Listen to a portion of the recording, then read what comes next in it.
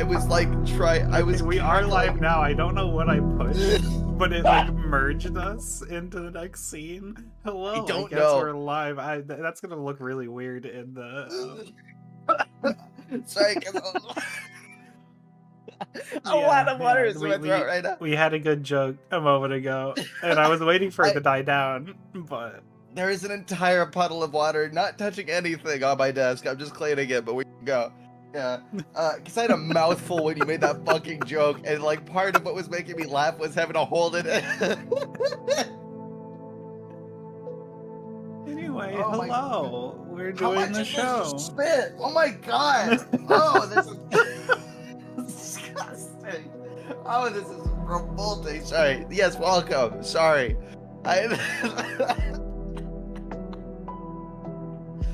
Good to see you, Owl. Yeah, sorry. I'm not looking at chat while I'm cleaning my desk. Yeah. Well, hello. Welcome to another Thought Bubble. Welcome. We're Please, already come in. off to a great start. To take off my glasses. Okay, here we go. We're good. We're good. We're solid. Oh, fuck. Okay, we're good. All right. So I think first on our docket was you tried Smart Launcher on Android that I mentioned in last week's episode. I applaud you. I applaud you for the hardest transition either of us have ever had to do, and I just wanted to give some recognition to Ashley for that. Thank you for making it so easy. You know, I'm weirdly okay with that. Anyway, so recap from last episode. I've been used to the Nova launcher for a really long time. I think there was actually an episode that we had that you'll find in the banter catalog where I was talking about that, and it kind of just got to a point where it's like I don't think this is the best my experience could possibly be, but it got to like the best kind of resting point to where I'm like, I don't need to upgrade it. It does everything I ask it to do, anything I could think to want it to do, and I just settled and I was good. And so, but Ashley brought up the Smart Launcher for Android, and it worked out pretty well. I want to say that before I get into any like criticisms, it introduced me to a phenomenon in technology that I don't know how common it is, but like there's a specific like widget specific to the Smart Launcher where it's like an app group, like arranged in a specific like almost physicsy way, I want to say.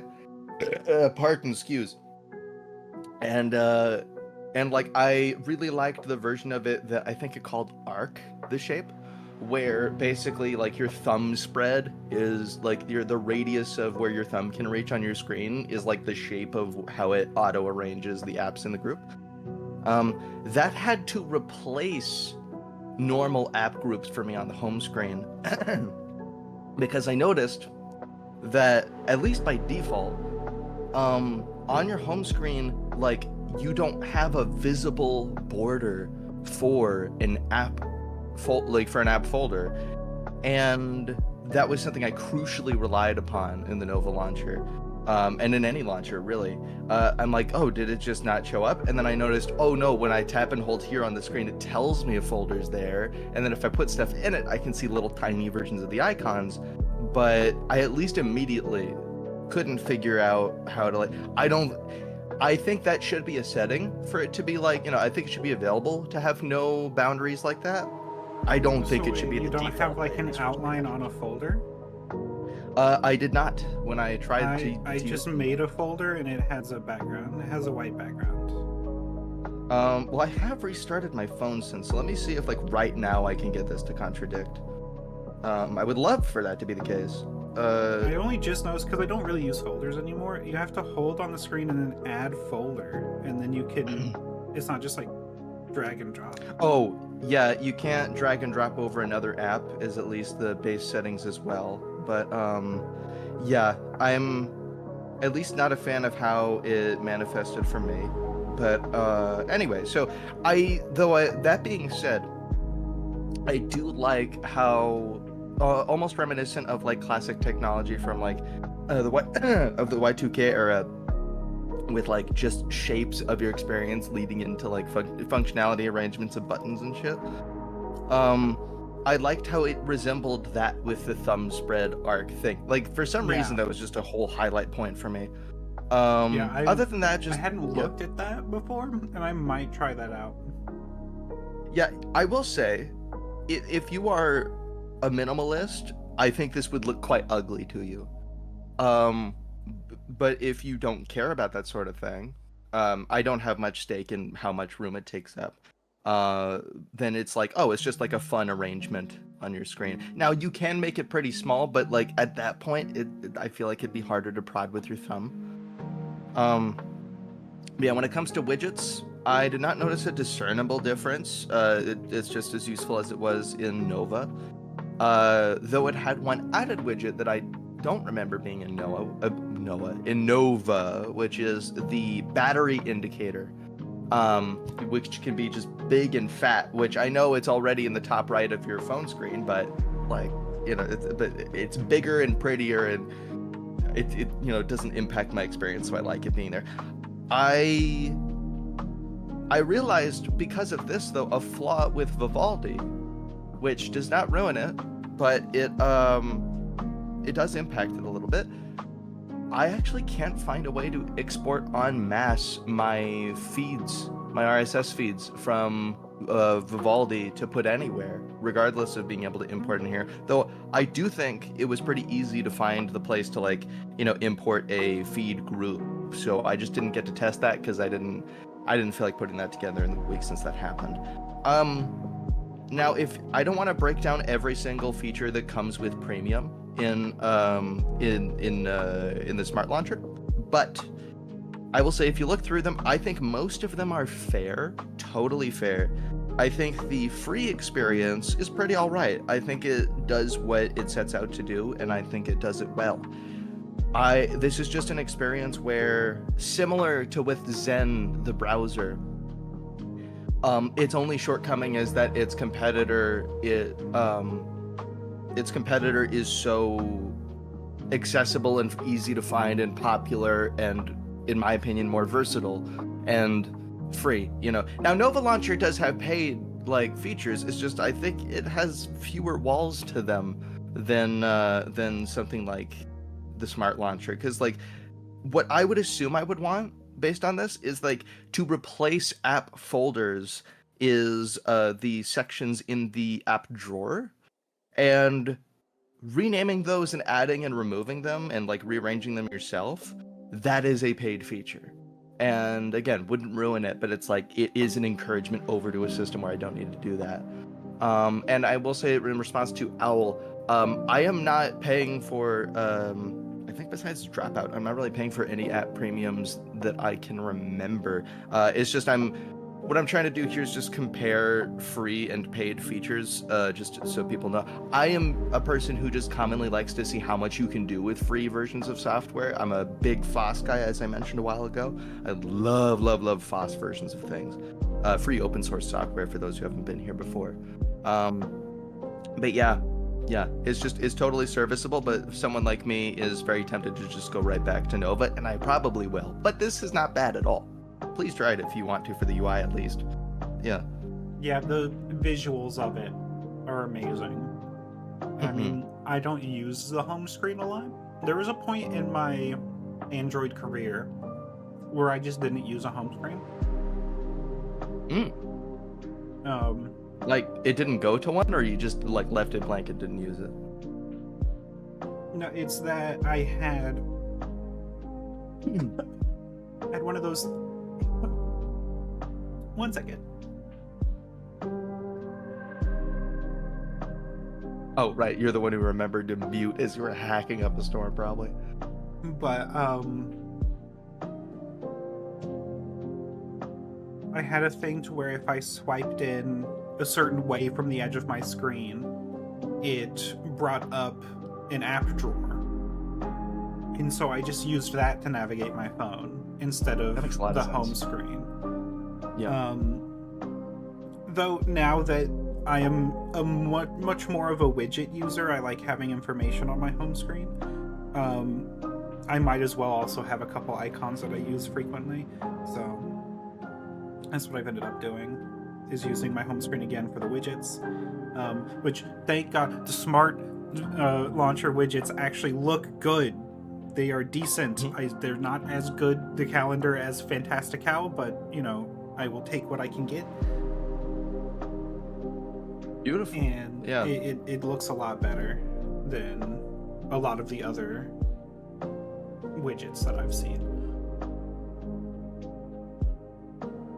Okay, but before the next episode, actually, because it was like I was waiting until this episode happened to like switch back to Nova Launcher if I wanted to. And firstly, the clickback just felt like, oh god, I'm sitting back at home, but it also is like, because it wasn't bad at all. It's just feels more like home. But I did realize, which again, because it's going to take too much of my attention, I'm going to let this just little tiny piece wait until next episode. But Nova Launcher has actually, I completely forgot, their own set of widgets to where I think it has something that might resemble that Arc app group instead of folder feature, and there is a slight chance that I might end up migrating my usage of that over to here instead of predominantly using folders anyway. I just use them to like categorize separately between big groups of apps, similarly to how you use the full app drawer, but I just like separating them between how my brain interprets what I go there for. Yeah.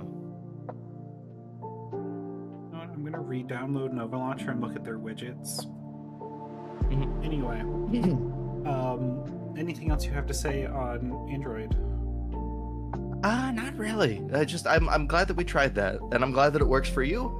And I'm glad that I have now little skills and perspectives to take to back home to the Nova Launcher. So what you got? So, the Oblivion Remake was announced, and then I saw the next day everybody being like, oh hey, it's out, and a bunch of memes about it. And I thought everyone was kind of joking. No, they announced it and released it the next day. Hey, fucking excuse me. Wait, is it like remastered or is it just? Yeah, it's remastered. It's entirely remastered. It's entirely remastered. Thank you. This is Bethesda, to be clear, right? You would know better than I. Yeah, this is Bethesda. Bethesda, fucking congrats. I know you're not perfect as a company, but that's a good move. I like that. It's crazy to me that they didn't like do a hype cycle with it, but I mean, I'm down because I just want to play it. So I started playing it a little bit before the show. Also, everybody gets to hear me eating while I'm doing the show. Sure.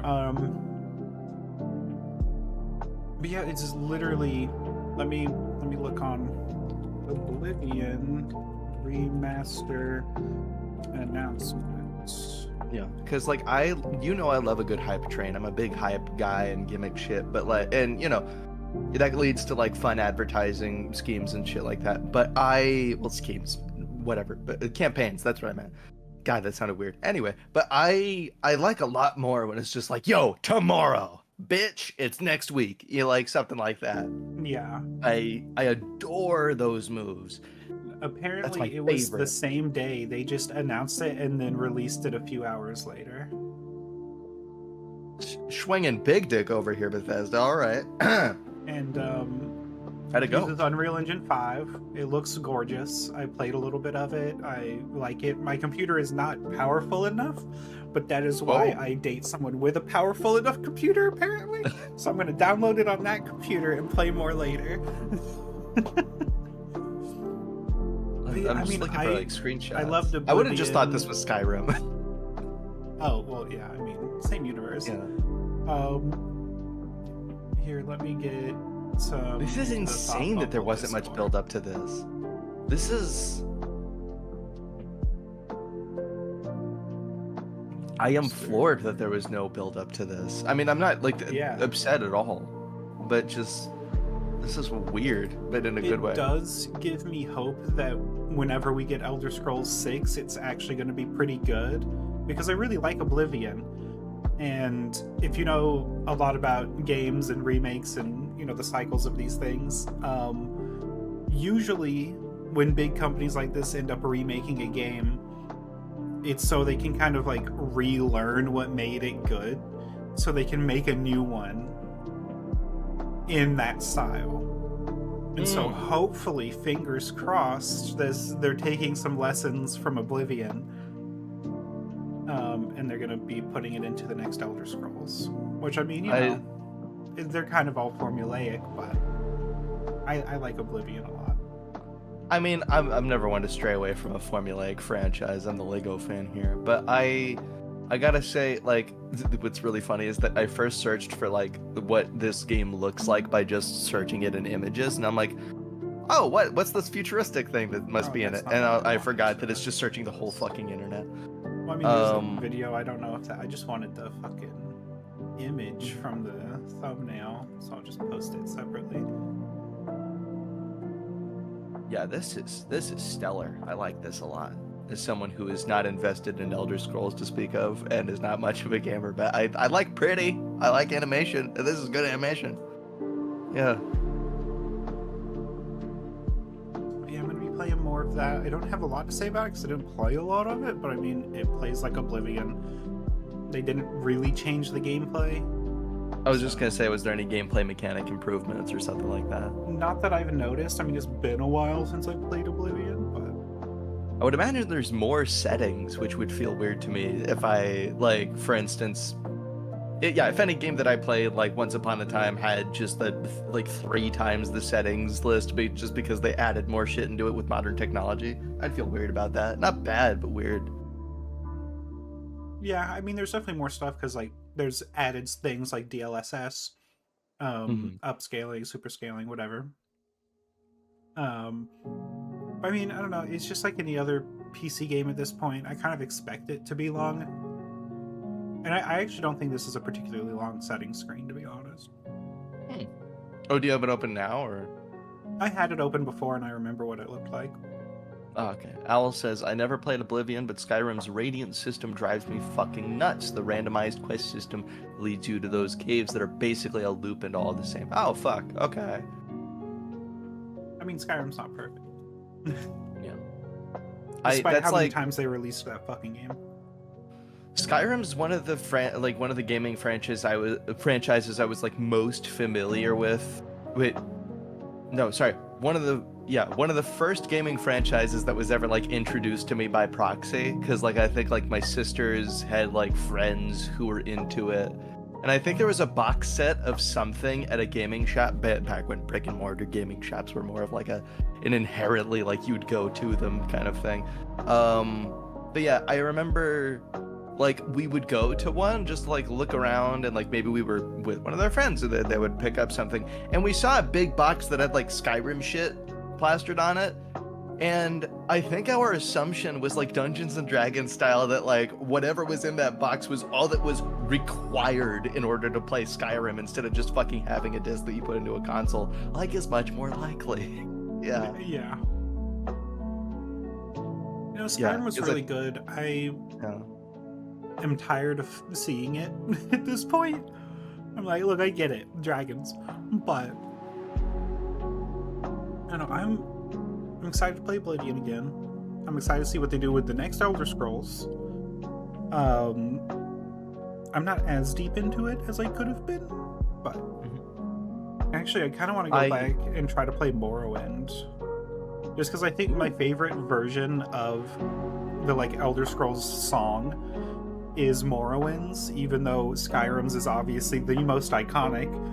I literally have that one in my playlist. It's like right in the movie soundtrack section. Yeah. I think Morrowind's is my favorite. Damn, am I still fucking high? Is my favorite version of that song. Yeah. Another thing I want to say about Skyrim though is because I remember I had like, who was it? Somebody I had to sit down with where they were just playing it, and they're semi-experienced, and I just got to watch, and like we would talk about it and shit. You did before I make my point, Owl, you did the Skyrim theme at your choir in high school. That's amazing. That is awesome. Yeah, fucking like mine did Star Wars shit, but like that must have sounded awesome, even though like, you know, like teenagers doing their vocals, but like that would sound really cool, especially if you're in a stairwell, like a really special stairwell. You might know the acoustic Especially one if I'm you're talking you're about. in the stall and you hear everyone singing it in the bathroom. Wasn't that the Halo one? It is, but I think it would still work. Yeah, definitely. Yeah, I remember that like they talked about, ooh, how cool the dragons were, and my heart sank immediately when I asked, yo, can you ride one? And they're like, well, I don't think you could do that, but look at this though. And I never got over the fact that you can't ride. No, you have to dragons. kill them.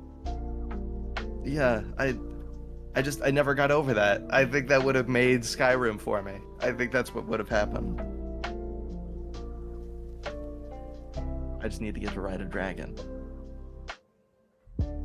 Ugh. But yeah, so very weird. Oblivion just coming out of nowhere. Oh, I can't wait to play it on a computer that can actually fucking run it. Mm-hmm. It runs perfectly indoors. And then I You, go out into the open world. And I then, thought you meant with the computer indoors, and I'm like, where are you going, Ashley? Where you're playing? I need to go everywhere. Yeah, you gotta play this on a plane with a VR headset for better immersion. Exactly. Yeah. It has been fun. So you speak of VR. Mm-hmm. It has been fun using VR on a machine that's actually good for VR. Mm-hmm. Everything is so crystal clear. Yeah. And we have a good like wireless setup, so I'm not really missing anything by being wireless instead of wired. Sure. To the point where like I'm probably gonna hop in a little bit later. Because like I just haven't been in VR chat a while. I want to see some of the VR chat worlds that I really liked when I can actually see the resolution. So that'll be nice. Mm-hmm. And it's funny you should mention being on VR later, because like we used to have this event in Banter for a little bit that we tried out called Untitled Beach Hangout, and I didn't think I was going to bring it up like here. Like this is not a bad thing I'm getting to at all. I didn't think I was going to bring up here just because I didn't think it'd ever become relevant, but talking about getting back in VR later today, what it eventually transitioned over to, no, not Thought Bubble in VR. Owl, don't get your hopes up. Anyway, Fuck that. but what it eventually transitioned over to, especially with like me finding out some of the shared interests with a couple regulars there, it is now, as of like a few weeks ago, we did a test run of changing it over to being called Soundtracks on the Beach, with like a whole, like with its whole thing. And so we just like do composer showcases, and like people throw in shit that they know. Sometimes it's not a soundtrack at all, but it's great still, you know. And so if you want to come back in and try that, then like, you know, you're welcome to. I'm probably going to just I'm probably gonna do a John Powell showcase, because no one ever fucking talks about him outside of How to Train Your Dragon. So if you want to join for that, best wishes. Yeah. We'll see. Probably not if it's in Banter. I just don't care for Banter anymore. That's fair. Wow. Yeah, that's where I'm gonna be from about 7 to like 8:30 maybe. Yeah. Anyway, I do want to say I'm excited to bring up one of the topics here. I keep every time I go to YouTube and I'm like, oh, there's a notification. The Thought Bubble started up. So right as this is being streamed and airing, there is sort of an event happening. Because for those of you who don't know, today is the 20th anniversary of YouTube. I mean, if you checked the title, then you know that. But also, that means the 20th anniversary of the video Me at the Zoo. And I'm really excited to say this. That's why I keep stuttering over myself. So I know it's just a little UI thing, but it's just a real fun thing to see it click over. And we're never going to really experience it this way again, probably until 10 years from now. But there's a bunch of people like waiting in the comment section of it, trying to refresh at the like search page, myself included, as this episode is airing, to see when it clicks over from 19 years ago to 20 years ago. The first ever YouTube video to show 20 years ago. as the timestamp. It still says 19, at least for me. So if anyone wants to follow along with that, if you got the opportunity, it's just fun. It might not happen during the episode. It's just today at some point it should. And yeah, it's got a little birthday cake there. Yeah, I was about to say there's a little birthday cake. Yeah. On the little play bar. Yeah, you could probably watch the video several times over before it reaches 20. So yeah, this is just a fun little game. 19 seconds. Yes. I like that it has chapters. They went back and added chapters to this video. Yeah. That's very funny. Yeah, it's the cool thing.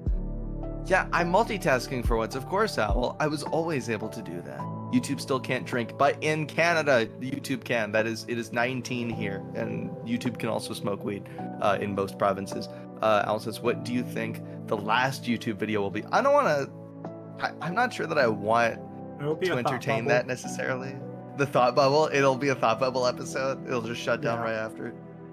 Because like I know that 4chan went down recently, and like I don't know if it's come back up. I'm not a frequent 4chan. It's just I heard about it, but apparently the last fucking post before 4chan going down was just like a screenshot of Jack Black saying chicken jockey, and I have a feeling it's gonna be some dumb shit like that, and I know a lot of people find it funny. I'm just tired of that shit. I still haven't seen the movie. I want to, but I haven't. It's just like when it comes to just like a meme thrown out for the sake of the 1000th meme, and it's just that's the last thing on there. I'm like, I've seen enough of those. But yeah, I would like it to be something profound. I just know it probably won't be. It'll probably be chicken jockey. It'll probably be chicken jockey. Just like it's like one of those chicken jockey, but it's vocoded. Is that it? But it's vocoded to be the national anthem or something. So it is. 4chan is still down right now. I just thought they got hacked. I didn't know they were like down. Yeah. I wonder if it is going to come back up. I don't know. I mean, a lot of people's like, from what I heard, a lot of people's like shit who run the site is all out there now. So they might want to try to lay low for a while. Yeah. There was like a certain like group of people on 4chan that like a few years ago decided to like branch off and try and make their own 4chan that didn't work out very well, but that one is still up and apparently kind of like a 4chan at home sort of deal. I don't know anything about it. I likely shouldn't have brought it up when I don't know fucking anything about it, but it's just a fun 5chan. 5chan. Should it be called 5chan or 8chan? Oh, 5chan's already a thing. Of course it fucking is. How long has that been around? 5chan. 5chan, the 4chan clone with a 1-up.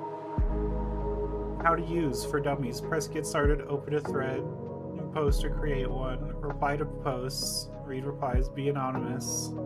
Okay. That doesn't sound any different from regular 4chan. What's the 1-up?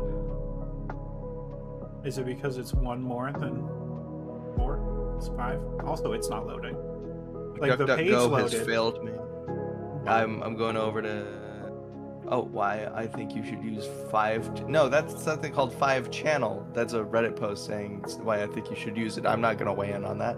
There we go. I found something about 5chan. Did you see the 5chan.vercel.app? Yeah. Yeah, that's what you're looking at. No clue how safe that. We're not recommending anything we're talking about, for the record, especially since the 4chan topic here. I want to make that very clear. Yeah, it's concerning. I don't like people being doxxed. They were probably not like... I don't want to say they probably weren't like very good. I want to say... I feel similarly about it to when Omegle finally shut down, because... I don't know what we're allowed to directly talk about here without your channel being impacted, but I know that like with Omegle, of course, there was a lot of things that really shouldn't be happening in society, let alone the internet, that was happening on Omegle, just free reign, especially when it comes to things like child abuse. And we saw it as like I think most of the internet saw it as just taken for granted that that's just a thing that's happening because the internet's so used to those things just being maintained but not thought about unless you're actively using it and just unchecked. But the guy who ran it, I think even the guy who started it, decided to shut it down. This was maybe over a year ago. And I, like, as much as I like the move of them having shut it down, I don't like that it spent at least a decade being, like, exposing certain things to certain people who shouldn't see those things, and that was totally free reign. And I feel the same, I feel similarly about, like, that was happening for a really long time. I feel the same way about the people who ran 4chan. But again, and as I'm sure Liz's message is going to reiterate this, I'm going to read it after I say this, but it's not okay to dox anybody. I'm not saying anybody deserves that. Nobody does. Don't do that. That's fucking horrible regardless. I'm just saying this is why I have complicated feelings about the whole thing. Yeah, so Liz is basically saying the same thing I am in the chat. Yeah, don't do bad things, even to people like that. But I don't want people acting like they're squeaky clean in any regard because of all the shit that you know is on 4chan. Oh, yeah, I mean, I'm glad it's down. It did a lot of damage. And to be honest, the people that run it, I could give no less of a shit if they get doxxed. So, they helped with a lot of terrible things. Yes. Boo-hoo, it came back at you. We can agree to disagree there, but yeah, let's keep 4chan down, honestly. I don't think it needs to exist. Yeah. I do wonder what all the people who, like, used 4chan often and are now bored and going somewhere else, I wonder what they're going to do and where that unnerves me a little bit, but the internet's also a big place. I'm sure they already had a place they were planning on going if 4chan ever got closed. Likely somewhere only accessible via the Tor browser, to be clear. Like, how much? What? Like, was there any TOS on 4chan? I don't think so. Yeah, because, like, there couldn't be content moderation without the TOS, and so I assume there was just nothing until someone corrects me on that. Yeah, I don't think there was ever really content moderation. Like, what happened when straight up illegal shit was on there? Like, because I know that I don't want to assume.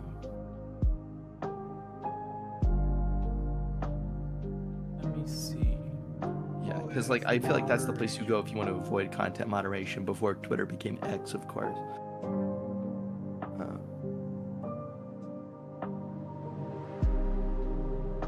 Because, like, generally post without a name. Yeah. Without a name? Yeah. Let me read these few sentences. 4chan also has a junior moderation team called Janitors who may delete posts or images and suggest that the normal moderation team ban a user but who cannot post. Yeah. Like, I assume at some point, like, for certain types of shit, law enforcement did just, like, impact it.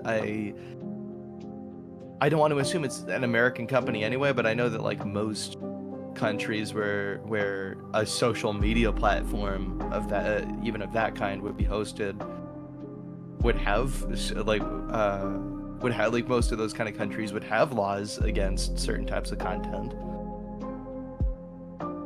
Yeah. Associate professor at Boston University College of Engineering said in August 2024, the only moderation on the platform appears to be clearly illegal content. Everything else remains untouched. Okay. Well, at least there's some consideration for that. My assumption is that 4chan is also just, like, has also been a much bigger, so, like, bigger in terms of, like, user count social media platform, just because, like, than the surface level ones, like the mainstream ones like Reddit and Facebook and all that, because there was just more you could do there. So if you get banned from the others, you probably, for an easier time, go over to 4chan. But I also don't know that that's probably true. Going to Twitter. Yeah. Oh, yeah. Yeah. Because they don't got anything over there for it. Yeah, like Sure, unless you say something woke, of course, then you might get banned. Twitter is just the version of 4chan where you have a name associated with you. Wonder how that's gonna change things. Though I do care less as the minutes go by how that changes things. But yeah, there is something I'd like to talk about though that I teased last week. If you don't mind me swinging unrelated here. Go for it. I finally saw the Oscar-winning animated film Flow in the time between episodes, and firstly, I love it. Secondly, of course, I love its the precedent that it sets for an indie animation doing this. But thirdly, there's things that I hold very near and dear to me personally that it gets very right, and I guess I just want to like list them, I guess. But one of them is in the same realm as an animator like Dubus, but like less extreme. They do a really good job of like prioritizing certain details, because for those of you who don't know, because like if you just don't get into animation that much, whatever, in animation detail matters less than movement, and if you focus on it when you watch a movie like Flow, you can see where like certain bits of lighting have like straighter edges than maybe it should have theoretically, like if it was made by Pixar or whatever, or like certain models have like, overlaps or glitches or something like that, or water doesn't flow exactly the same way that you would expect in a big blockbuster feature film. But it all served the flow, pun intended, of the story, and the animals' movement, despite the comparatively like lower quality models than you would expect from this kind of film, they moved immaculately like the animals they were trying to portray, and the sound design was perfect, and the camera work, I loved it so much. And I love seeing such big and spotlighted and pretty easy to see examples of prioritization of limited pools of resources for any kind of creativity, especially animation. And just on a very personal note, and this is a petty thing, this is in favor of the movie, but it's a petty thing. I like how, now it didn't show these to be like irredeemable monsters or whatever, but the default state of dogs in the movie was prominent, but not necessarily good. Like, I like that they, got a bunch of chances to like show good colors. For those of you who don't know the context here, I was afraid of dogs for a very long time in my life. Very, very afraid of dogs because of like, how they would bark at me, and, very frequently, even if like, the owner said, no, they're very sweet. Oh shit, I thought this would never happen. And then like, as I grew less afraid of them, I just kind of grew annoyed, because we still live in a world where like most of what you hear about dogs is dogs are great. Why don't you think dogs are great? And that's like the end all be all of dog talk, unless you want to go further into why dogs are great in most circles.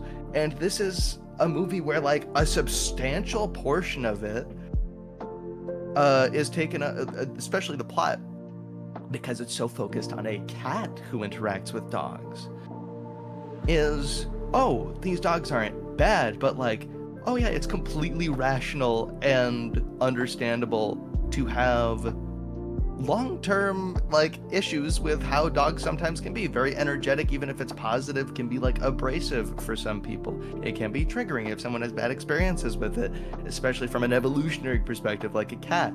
And like, sometimes if you invite a lot of dogs into one place, I don't want to give too many spoilers, but I'll give just a very quick one. They grab a hold of something that's important to one of the characters and break it, not irreparably, but like they're fighting over it and they break it when it's already not the most comfortable or stable of situations in the first place. And they all get their chance to do good things, and it ends in a good place for all of them, including what I assume is a golden retriever taking up like part of the main cast of the film.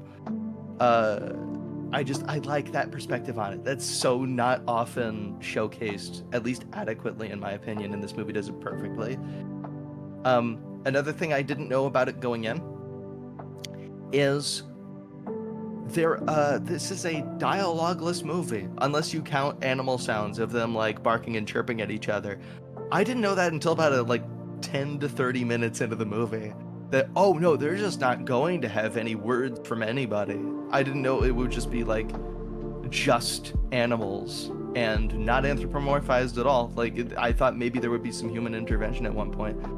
Again, another small spoiler, there isn't. It's just relying on the animals and their instincts and their character dynamics and doing all the same things dialogue would, but from a sub-dialogue perspective of just intonation and of nonverbal, body movements.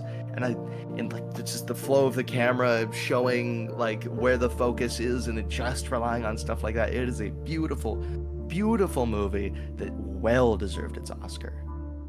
And I guess I wanted to know your perspective, especially if you've seen it, Ashley. I have not seen it. I didn't even really know about it until I just looked it up. I mean, it looks really good. I don't have much else to say about it. Okay. It looks like one of those amazing movies that I'll never watch because I'm terrible at watching movies. Yeah.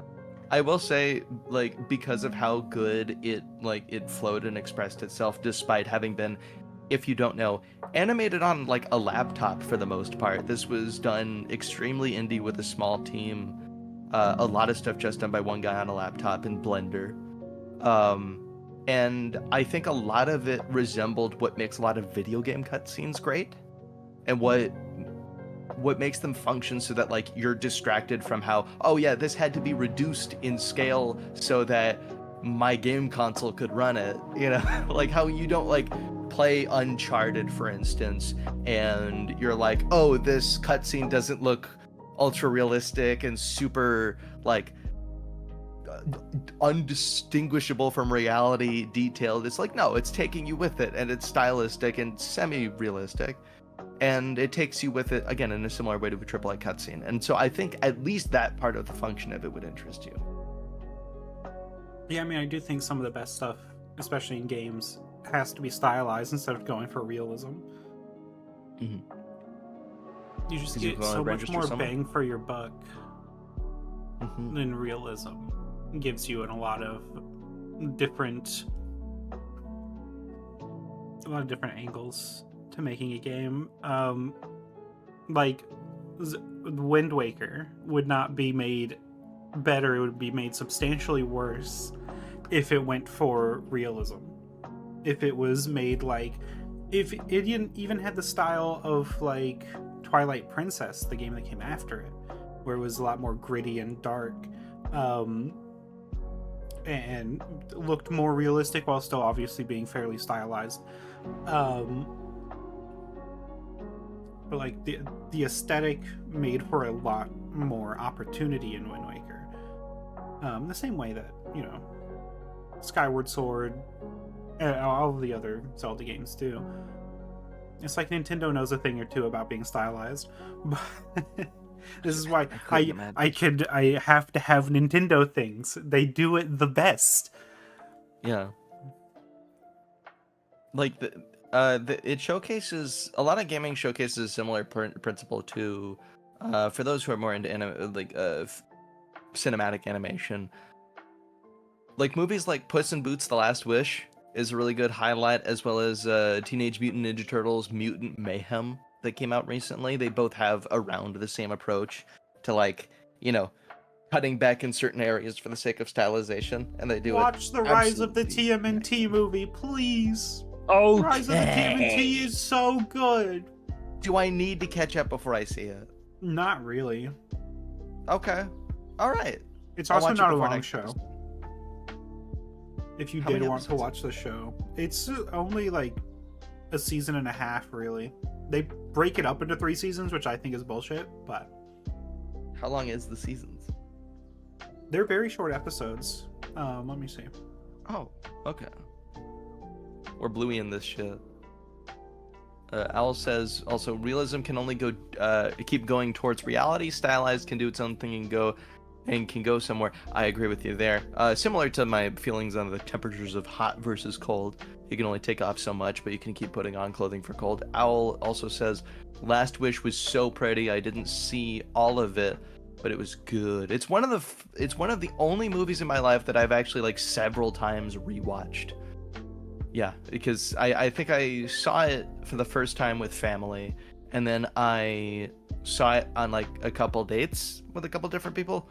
And then I just saw it on my own, I think, one of those when I was like high one time, and I didn't enjoy it less any of those times.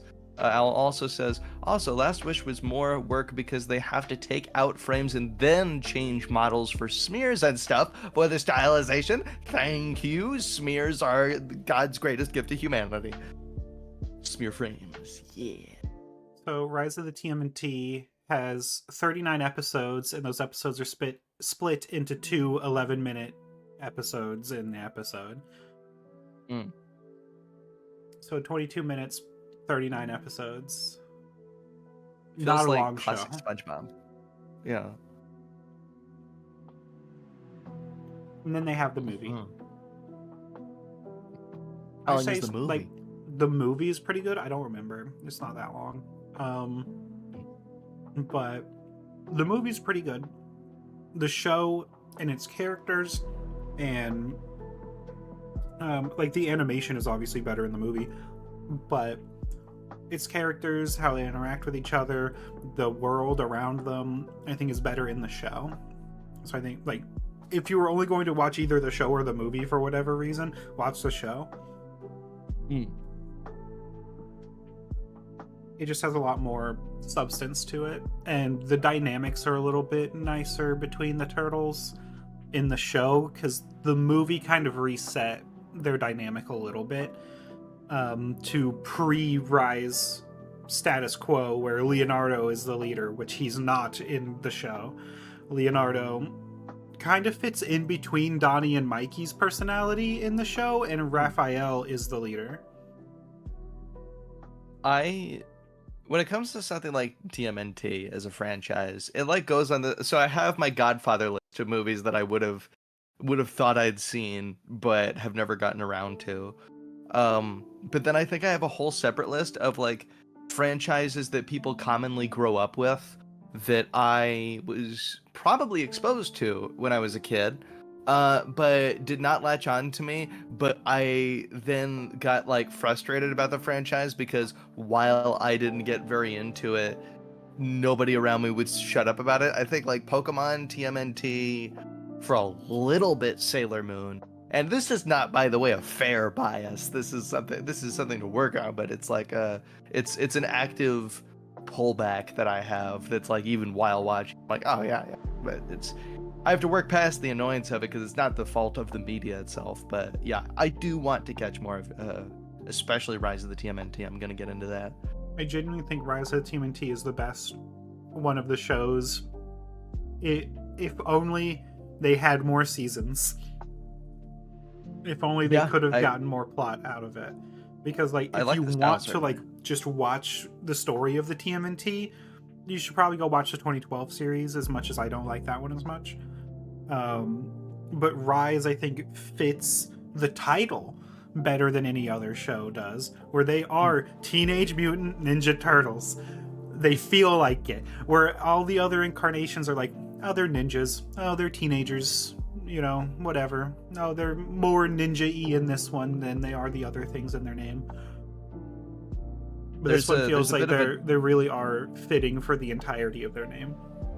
There's a bit of a dichotomy in my head between the 2012 one and between Rise, because Rise has, like, I think, arguably an objectively better visual style, and not by a close margin either. But the 2012 one is Rob Paulson, and that's where the disconnect happens. But no, I am going to watch Rise. I promise, I will. Fucking do it! It's so good. Yeah. I think hope that like Rob Paulson 2007 show is pretty good too. Okay, I don't remember what it looks like. I'm gonna. It's another 2D animated one. It's more of the like kind of action cartoon style of the time. I'm just gonna choose 2007. What does this look like? Because I would recognize it probably. Oh, it's this one. I think I have the time right. Let me look it up. Because this, 2007. are you talking about the movie? No, I have to have the year wrong. Was I it think 2003? Is it It was 2003. 2003? Okay, hold on. So, because are you a big I think I remember you saying you're a big TMNT fan. I remember seeing posters for this before Yeah, the 2012 one came out. Yeah. the 2007 movie's okay. Not the best. Yeah. When I think the TMNT in my 2003 head, series, pretty good for the most part. Yeah. And the later seasons get a little weird because they kind of like it's a later season, but also a different show, so it's weird. I think when I think of TMNT in my head, what I'm thinking of is the 2003 show. Yeah, I mean it's a good one. I just now think of Rise. They've completely supplanted every other turtle in my head. Like, I think even getting into Rise, I would think of it as kind of a separate thing where you're bringing in a new style to it. This is just like, to me in my head, this is iconically TMNT, the 2003 one. Yeah. But I'm also, again, not much of a fan of the franchises, so I can't weigh in too much. But Liz says, I'm only just learning that Owl saw Moana 2, and I guess I'm glad I didn't see it because I enjoyed the first one. Okay. I don't know what that means. Owl, gotta kill your darlings, Liz. Only semi-related, Kill Your Darlings is a great movie. When did that come out?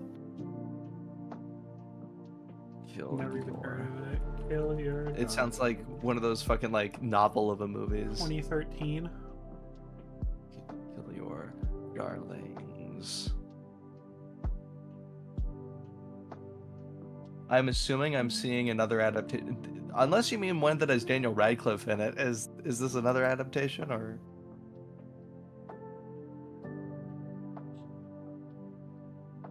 Yeah. No fucking clue about this, but anyway. Yeah. Anyway, yeah. Danny Radcliffe is in it. Yes. Okay. Yeah. Also, I saw that comment saying I'm terrible at watching movies, and that I tell people to go watch a movie. Look, do you know how long it took me to actually watch the Rise movie? Like, it took forever. Look, we did a movie podcast, you and I. Tell them I'm terrible at watching movies. You're for a good while you were better at it than me. Well, like, okay, it's changed now. Here's the difference of how we're good, going here now. The difference of good watching. When I do watch it, I watch it intently. When you watch it, you forget why John Wick is so mad. Listen, I don't know what was my first assumption as to why John Wick was so. I don't even remember if that was the issue you had fully, but like there was something you just completely forgot about the foundation of the movie. That feels too glaring. No, I think it was. Was it like he was? I think maybe my first assumption. You didn't know the dog died.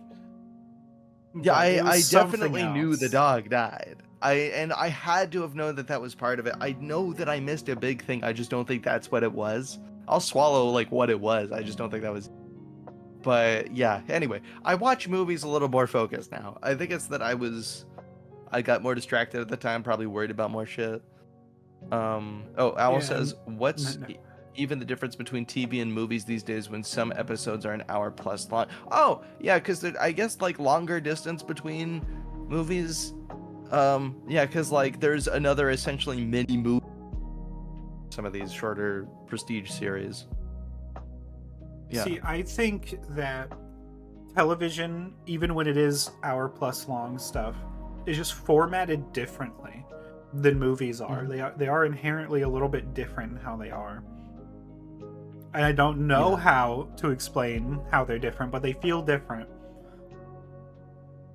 And I think it's because they don't, even if an episode is like an hour long, almost, like 45, 50 minutes long, they aren't necessarily building up to one crescendo of a climax for the series, for everything that's happening. So, like, the first episode of Deep Space Nine, which is technically 2 episodes, it's like an hour and a half long. It doesn't feel like a movie to me. At all. Yeah, I feel that. Yeah, also movies are like 3 hours long now too. I don't think that's necessarily the most common, but yeah, they have been getting longer and longer. Yeah, when it comes to like from a pure stylistic perspective, like because I love movies so much, I I've gotten like unfair expectations of TV where it's like I can acknowledge this TV show that just it does clearly look like it was made to be on TV and not as a theatrical film, but I'm like for like a good portion of that time I'm like I kind of wish this thing that I think could suit a bigger budget was given a cinematic budget. Like when I'm watching like Star Trek for instance, it's not like I'm thinking about that 24/7 when I'm watching Star Trek, but if there's like an alien that comes on screen, or if there's like a spaceship, or if there's a battle between spaceships, or something like that, or an action scene for that matter, like I know that there's a charm to like what you can do with less. I'm not arguing that they did a great job, phenomenal one, especially back in the TNG era. But like the evolution of tools and their accessibility and just like just how the technology has evolved and how budgets for certain categories of entertainment have evolved. It's like I felt the same. I feel about the same way now as I did when I was a kid. It's just when I was a kid, I frankly didn't want to tolerate it because of how it was served up to me. But this is why I felt so gratified when Doctor Who got into its like new big budget like Disney money era. I'm like, regardless of whether the script changes quality very much or not, I'm like, this is the version of this that I kind of wanted to see. I know it's less practical, but by many means, I know there's less of it that you're gonna see, and I don't like that is something that is a negotiable like sacrifice. I would like for there to be more episodes. You've made that point many times. I would like to see TV shows that are the length of what a TV show is supposed to be. That's why I have this like dilemma in my head, because I am a graphics whore at the end of the day. I'll admit it. It's just like when shit's pretty and sounds good, and sometimes when you look back it doesn't sound as good. I can't go back and watch a 6-camera sitcom. Like that's like a boundary I have with entertainment. I just can't do it. I won't see it in a fun way anymore. Yeah. Yeah, I mean, for me, especially with Star Trek, like, I want super long seasons again.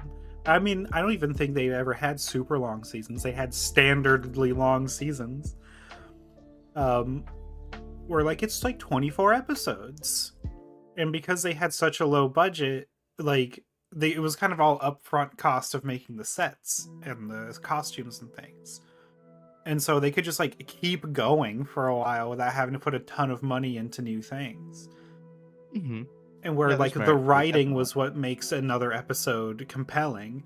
Not as much, hey, we're on Deep Space Nine again, you know? Yeah.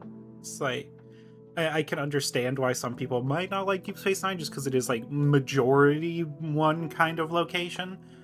But God, the character writing just pulls it to another level.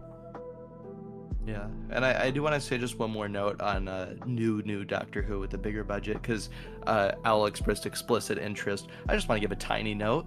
If you look on any music streaming platform, notice there's only one song. Welcome to the part of the episode where Steve just goes off about Doctor Who's soundtrack. Just give me a second here. So you get a few seconds in every episode to do this rant. then I'm gonna do it. And that's at least one person comes here to say no. So they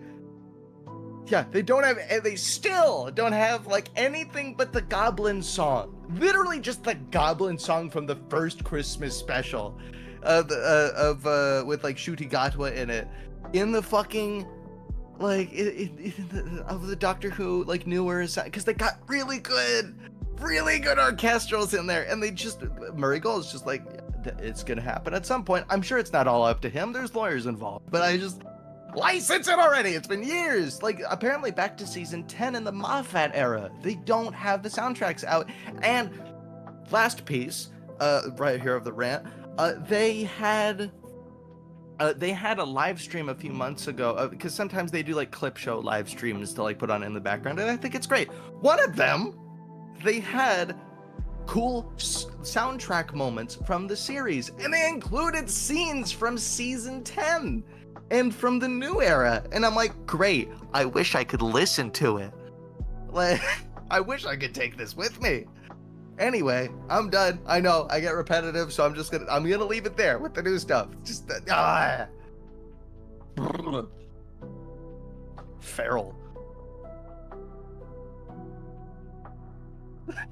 How are you, Ashley? Oh, YouTube titles can only be 100 characters. Okay. Learned that.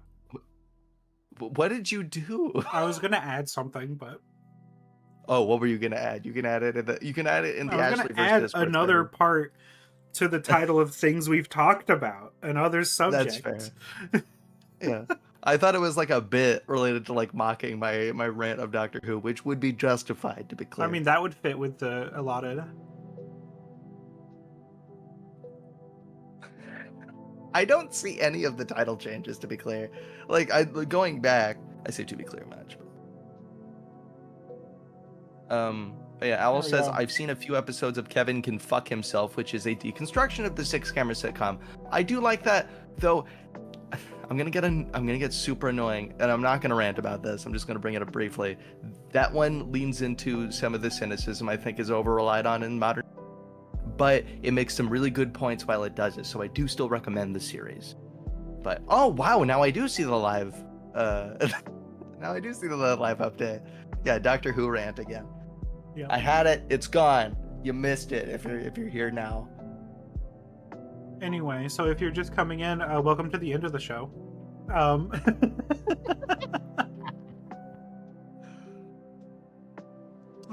yeah, so that's the show. I don't know how to end the show. How would you like to end the show? Improvr.co.uk is really all I got. Have a lovely time. Wait, where's even my ending screen? What the fuck is this? Are we still